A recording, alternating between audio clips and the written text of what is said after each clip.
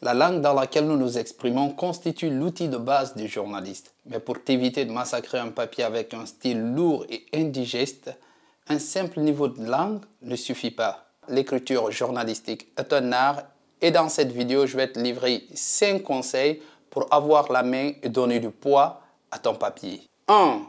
Les 6 questions fondamentales. Ce sont les piliers du papier. Qui, quoi, où, quand, comment et pourquoi. La réponse à chacune de ces questions enrichira le contenu et t'empêchera de déborder sur un terrain abstrait.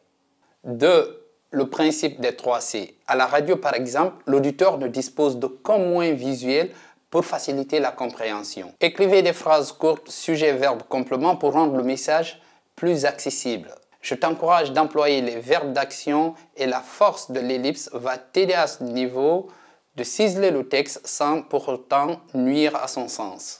3. Alterner forme active et forme passive. Pour apporter du dynamisme à votre style, écrivez à la forme active. Cela vous permettra de mettre en scène un sujet qui accomplit une action et c'est vivant.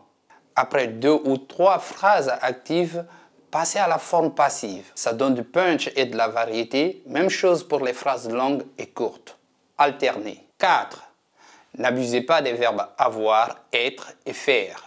Ce sont des verbes passe-partout, ils corrompent le sens, allègent le niveau et tuent le style. Efforce-toi à les remplacer par des verbes plus évocateurs ou des synonymes. 5. N'exagère pas les expressions toutes faites ou les expressions idiomatiques. Les expressions toutes faites nous permettent de très vite trouver les mots, d'exprimer une idée ou de résumer un fait. Certaines d'entre elles relèvent du jargon journalistique, mais elles ont tellement été utilisées qu'elles n'ont plus de poids. Bref, sors des sentiers battus, affirme ton originalité.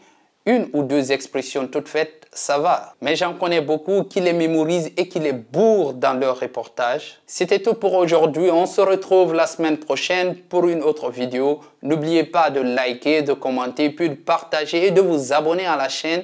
Comme ça, vous allez me donner de la force de continuer. On se retrouve, comme je l'ai dit, la semaine prochaine. D'ici là, je vous dis ciao, ciao.